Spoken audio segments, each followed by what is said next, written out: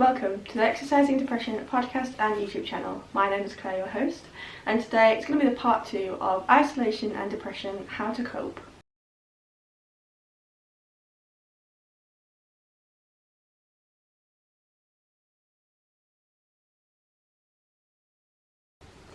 Just a few housekeeping. As always, my cat is in the room with me.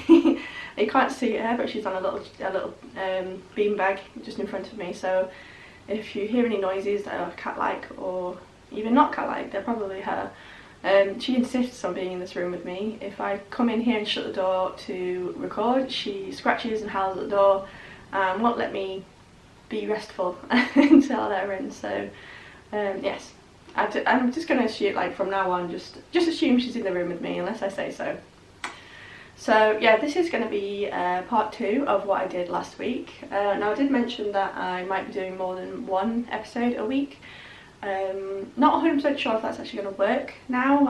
Unfortunately, I didn't think, but there are 5 people in this house now who are in lockdown, and some of us are still having to work from home, and some of us have extracurricular activities that involve singing and noise making and that kind of thing, so sort of syncing our schedules together so that I have time and peace and quiet to record my podcast, but also peace and quiet and time to record my vlogs as well for my day job. Plus people in the house who have extra things, like I said, that includes singing. My husband is doing live lessons, he's a teacher.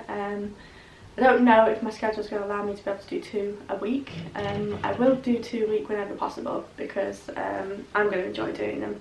But yes, so this is going out on Friday as planned.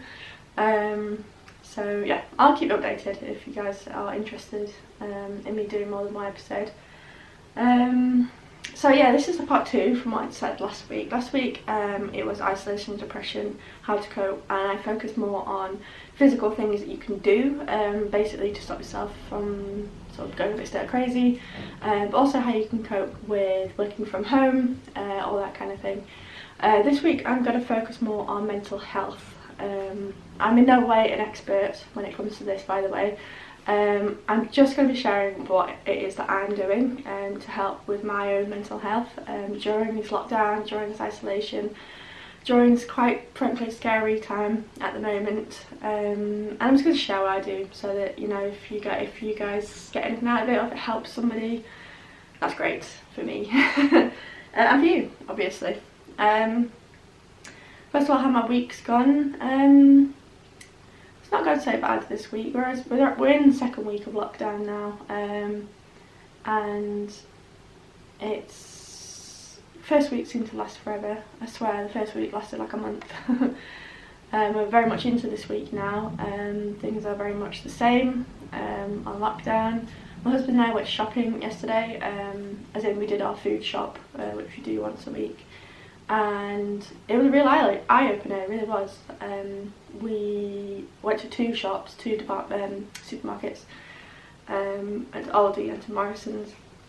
I went to Aldi, had to wait outside for about 15 minutes, 2 metres apart from everybody, and they were doing sort of, whenever one person leaves the shop, they let somebody else in, and there were markers on the ground for us to stay away from each other. I had my gloves on. I did have a face gaiter as well, just in case, because a couple of people did get quite close to me, so I put that on. And then my husband, because there's some things that we get in Aldi, some things that you can't get in Aldi that we needed, unfortunately. So we did need to go to both, unfortunately, which was a bit annoying, but you know, you've got to do what you got to do, I'm afraid. And he was maybe waiting outside for maybe about half an hour. But those people who are running the supermarkets and doing all this are doing such a great job, so if there's anybody listening that does that, like, thank you.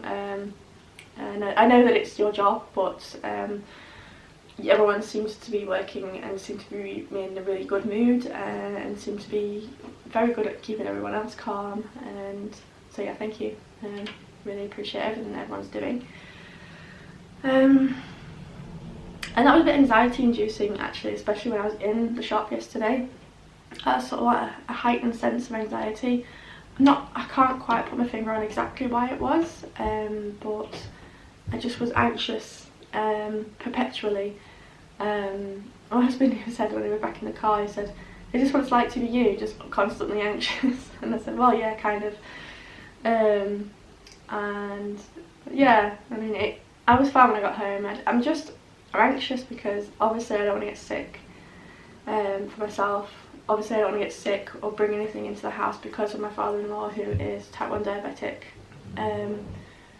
And I just want all this to sort of go away, as we all do. We all want this to just go away and everything to be better and we can get back to our lives and stuff. So yeah, so sorry, I'll get on with what I was going to talk about. Mental health is something that you should be looking after just as much as your physical health. I know that the risks to your physical health is more of a big thing at the moment with the coronavirus and COVID-19, and everyone should be taking the steps to make sure that they are looking after themselves in that way. You know, social distancing and only going out if you absolutely have to. Keeping exercise, I mean, keeping fit is going to help you with your immune system and help you, you know, feel better, but also keep yourself healthy. So that's really important. But mental health is, I think, just as important. It's going to be quite trying these next few weeks or months, and those of us who do suffer, unfortunately, with mental health problems are going to probably experience an influx of a sort of high concentrate of what we have to deal with every day anyway, just because there are certain things we can't do to alleviate certain things. For example, when I get particularly bad, when my depression gets particularly bad, my intrusive thoughts, my anxiety even, I take real solace in going to the gym. I've mentioned it on my podcast before, that when I go to the gym, it's like I leave all my mental health problems at the door, because I'm so focused on what I'm doing at the gym, especially when I'm training. My brain just doesn't think about all the other things that are constantly worried about or thinking about, or, you know, intrusive thoughts. When I'm outside of the gym, it's like a physical barrier, and that's a huge help for me. It's something that I genuinely use to cope every day with having mental health problems. It's the reason that I started this podcast, was to talk about exercise and how I use it for helping with my mental health. And that's something I've lost personally. I know other people that do the same thing, but there are, you know, other things that people do to help with their mental health. You know, going out, going to see friends, going to see family, going to quiet places, going walking. And for the most part, you can still sort of do the walking thing, but if you're paying any attention to the news or whatever, a lot of people are driving to places to go for a walk. So, like near me, like the Peak District, the Lake District, Trafford Bowl and all that, and that's not really what the government are saying you should be doing, because there's high influx of people going there, which is sort of making social distancing a bit null and void. As beautiful as these places are, I don't think that's what we're meant to be doing. Though I miss going to Trafford Bowland and to Beacon Fell. If you've never heard of it, just Google it. It's a beautiful, beautiful place. It's not too far from where I live, and love going there with my husband. But yeah, losing these things are going to take a real toll on us. Those of us who do suffer with mental health problems, and even people who don't generally day to day suffer with mental health problems. I can imagine these next few weeks and months with social distancing and lockdown are going to cause a lot of people to experience depression, anxiety, especially with the news, you know, loneliness. Like, these things are really powerful things, and they can do real damage to us. So I think it's in our own personal interest, personal, you know, effect. I don't know what I'm trying to say here, but for us to look after our mental health, even if we're people, like I said, even if you're somebody that doesn't normally suffer with mental health problems, looking after your mental health at this time is going to be very, very important. So here's a few things that I'm doing to look after my mental health. I mentioned in my last one, I was doing things like doing the gym outside with my husband, out in our garden, that kind of thing. But what I'm doing mentally,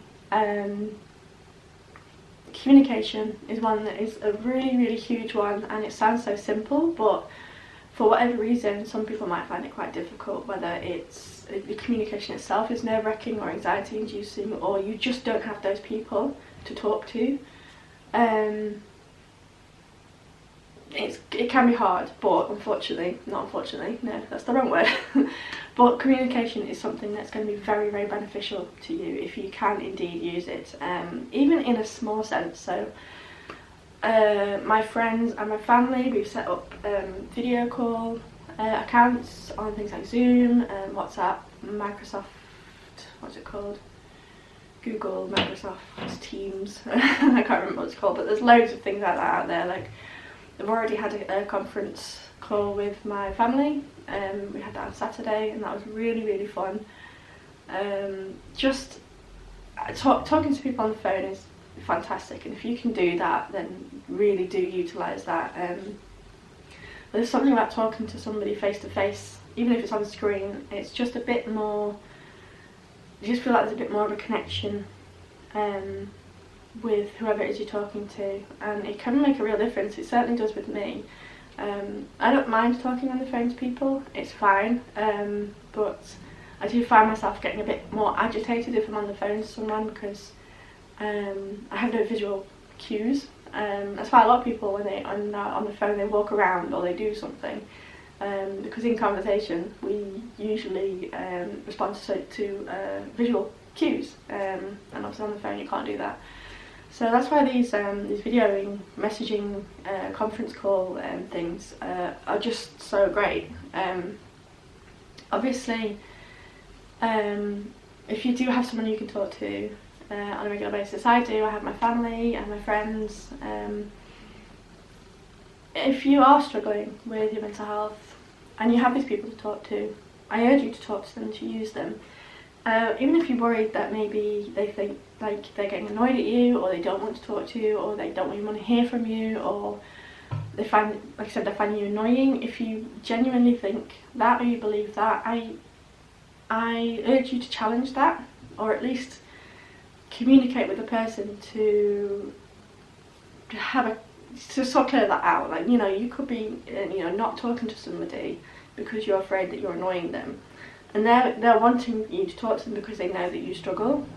So, you know, if you say to someone, you know, I'm going to be probably a little bit more needy or whatever, is that okay? Please be honest with me. If you need a break from me, please let me know, that kind of thing. Communication is going to be very, very important in these times.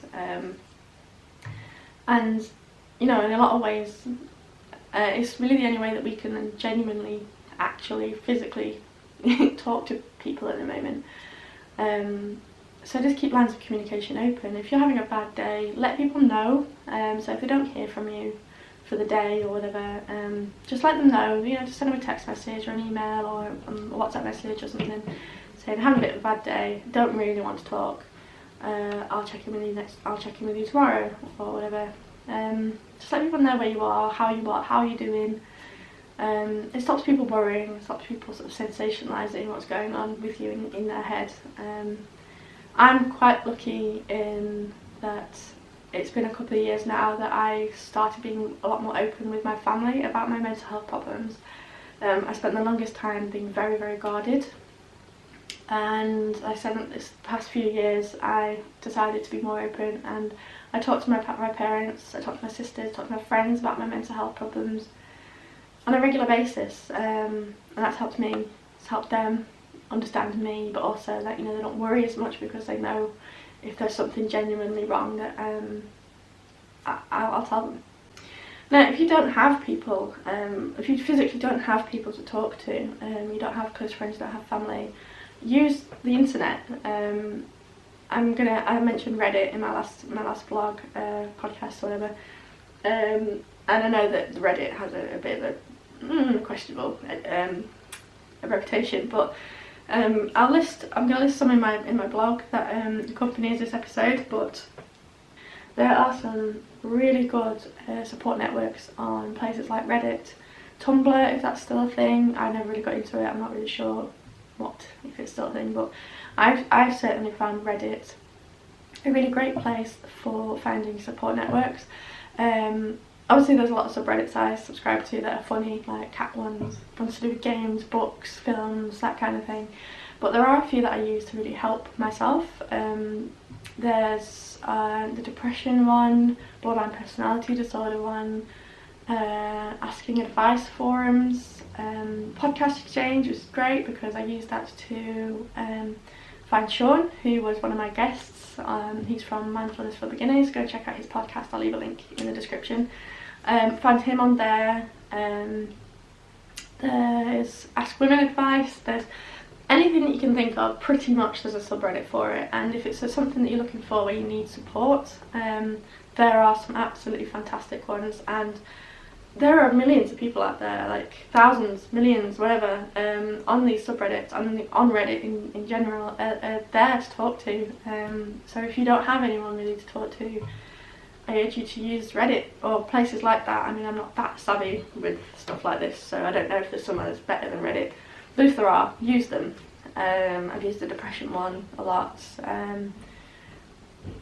Just really useful things, and like I said, that there are people out there. There are people probably going to be in very similar situations to you who don't have people to talk to, who are lonely, who are feeling very isolated, and who are struggling with this whole isolation, social distancing. You might find someone to talk to. I hope that you do. I hope you do give it out. You do go and try it out.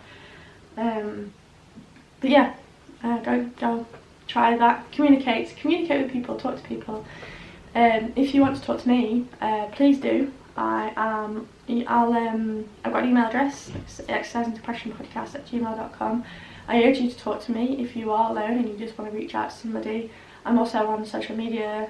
I'll leave all the links to my Twitter and Instagram and stuff down below in the description box and stuff. But just email me. I'm in the same boat. I'm in social isolation. Social distancing, isolation, lockdown, all that. I'm in that too. So I would love to hear from you guys. So please do. I will do my best. Like I said, I'm in no way a professional, but I have experience with mental health. I'm 33. I have experience with mental health problems since I was 17 years old, maybe even earlier than that, I don't know. But I'll do the best I can. So yeah, communication. The next thing I kind of want to touch upon is not being afraid to reach out to professionals. Now, it's probably going to be a lot harder now than it usually is. I mean, it can be pretty hard anyway to get in contact with mental health professionals, but just because of what's going on at the moment, don't feel like you can't talk to people. A lot of the things are NHS based. I know a few people who have regular therapists. Their therapy sessions have gone online or over the phone. Thankfully, recently I ended a therapy session, EMDR. There was a podcast about it a few weeks ago. That came to a natural end and it really helped me out. So I'm not actively in therapy at the moment. Probably will be in the future somewhere, who knows. But don't be afraid to reach out to people, especially if you are very much struggling, as in if you're really struggling and you feel like you can't go on, and you're thinking things and you're planning things, or you're having very intrusive thoughts, anything. If you're really struggling with your mental health, don't be afraid to get in contact with the professionals. They're still there. Mental health professionals are still there, and they might be a little bit more busy at the moment, and I know that going to the hospital, going to doctors is not as easy as it usually is, but these people are still there to talk to you. So there's the NHS 111. Try not to use that if it's not an emergency. You can go online. There are online places that you can talk to professionals. The NHS has a great sort of online therapy thing. There are text lines that you can talk to. There's Samaritans. I'll leave in the description box below. I leave the numbers to all like sort of Samaritans, Helplines, all those kind of things for both England and America. Do use these things. Use them because that's why they're there. And especially at the moment with the isolation, loneliness, it's not great for depression and other mental health problems, these things, and they're not going to mix well, and they probably will eventually end up making things a little bit worse. Myself at the moment, I'm not doing too bad. with my mental health. I'm keeping myself busy. I do have my husband around, who is always quite good at keeping me on an even keel most of the time. I don't know if I've mentioned in the past, but I've certainly mentioned it in the blog that's going to accompany this, that I don't get stressed out immediately. Lots of little things sort of pile up on top of me, and then suddenly something breaks and I become very stressed and very upset, and I know when my mental health is slipping. So, I mean, I'm not saying I definitely can predict these things always, because obviously sometimes it happens when I least expect it. I could feel certain things sort of pile on top of me a little bit at the moment. I'm just keeping an eye on that. But at the same time I don't really know how to diffuse them, so I don't know how I'll be next week. I guess I'll just have to check in with you guys. But yeah, use professionals, use the services that are available to you. Like I said, it might be slightly more difficult to use them, but they are there, so you know, do use them. You know, don't be afraid. Don't think that because you're depressed or you're having suicidal thoughts that you don't matter. You do. Everybody matters. You do, and you're worthy of being treated and looked after, so don't feel like you're not. Do use them. Do reach out to people. I can only urge you as much as I can, but if I feel like I'm getting to that bad place, I will use them too. I genuinely will. So I hope I don't have to, but I will. Another thing that I found really useful is having a routine in the day.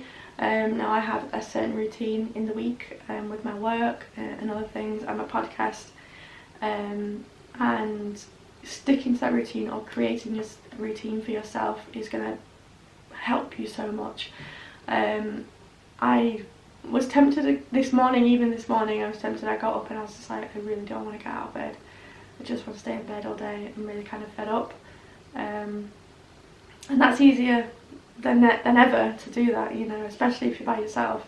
But if you establish or create a routine that you have, or that you don't usually have, but you know, you can create one for yourself. I do urge you to do that as well. So get up at a reasonable time, you know, take it one step at a time, like waking up, getting out of bed, going for a shower or a bath, maybe making yourself a cup of tea or a cup of coffee, having some breakfast if you eat breakfast, and then if you're working from home, do some work. If you're not, be creative. Start creating something, start writing. Any hobbies that you have that you know you can do indoors, use them as something. Even think of it as like using it as a working day. With this podcast, I treat this podcast as I do my job. I have a schedule for it. I'm very strict with the schedule. I have filming and recording days. I sit and edit them like it's a working day, and I upload them every Friday at the same time.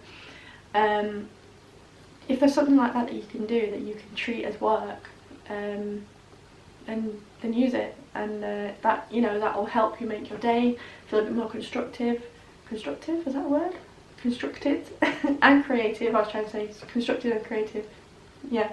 And then, you know, when it gets to maybe 3 o'clock, 4 o'clock or 5 o'clock, you can say that that's the end of my working day. And then you can chill out and play video games or watch film or watch TV, or, you know, cook yourself something to eat. Make sure that you're eating, you're drinking plenty of water, tea and coffee. Yeah, routine it sounds so banal and sounds like I'm preaching to you. Like, genuinely not. I've just found it particularly useful and beneficial to have a routine. My husband's an early riser. I'm not an early riser. I'm just not as early a riser as he is. But he's been really good at helping me sort of get up earlier than I usually would, or at least get me up on time, because before all this happened, if I wasn't feeling particularly good, if I didn't really want to get up, I would stay in bed until the late morning, and that's never good. I'm not saying that you can't do that if you want to. I mean, there's probably a time sometime soon where I'll probably spend a lot of the day in bed, even though I probably shouldn't, but I can feel it coming, so we'll see what goes on with that. If you can help other people, that's something that you might find helps with your own mental health. There are a lot of people urging for volunteers with the NHS and stuff. Now if you can, I mean, I know obviously you don't want to put yourself at risk of breaking social distancing, but there are a lot of places that are really wanting and needing volunteers. Hospices, those kind of things, care homes. If you're able to do that, that's another thing that you can treat as a working day, you know, going out and helping people. Or being online, like being a person on Reddit or on a forum somewhere that someone can talk to. Helping other people could really help you. It has the potential. It gets you communicating with people, and it also, you're helping somebody, and that's never a bad thing. So yeah, I mean, I hope, I wish and I hope that this podcast is something that helps people. It's the reason I started it, because I've said this story loads of times, but I was listening to my friend JP's podcast, and he really helped me not feel alone, and that urged me to start my own, because I thought if I could do that for somebody else, that would be amazing, because it was such an amazing feeling for me, and I got such a good friend out of it. If start podcasting or start a YouTube channel or start something, you know, even if it's, you know, even if you don't get many views. I mean, I barely get any views on these vlogs. I get quite a few listeners with the podcast, but it's something to do, and it's something that's quite a good outlet, especially if you're a creative person like me. Being creative and creating things is very cathartic for me. It's very soothing. I never get stressed out with doing this podcast. I never get stressed out with my job. I get a little bit stressed if the filming doesn't go right, because obviously I want it to be perfect. But it's something I genuinely enjoy doing. I'm like I said, I'm a creative person, and creating things is, you know, really therapeutic for me. So yeah, I mean, these are all the things that I'm doing and that I've thought of to help with mental health. You know, talking to people, not being afraid to reach out to people, being kind to yourself. Like, don't beat yourself up if you spend a day not doing anything. If you're physically, mentally, or anything not up to being that person, don't be hard on yourself. Don't be cruel to yourself. Let yourself have a day or two where you're just, you know, at work sometimes people will take mental health days. Do that as well. Take mental health days. Look after yourself. You know, do things you want to do. Like if you want to stay in bed all day and watch Netflix, or you want to play video games all day, if that's what's going to make you feel better, then do it. You know, there's no one there saying that you can't.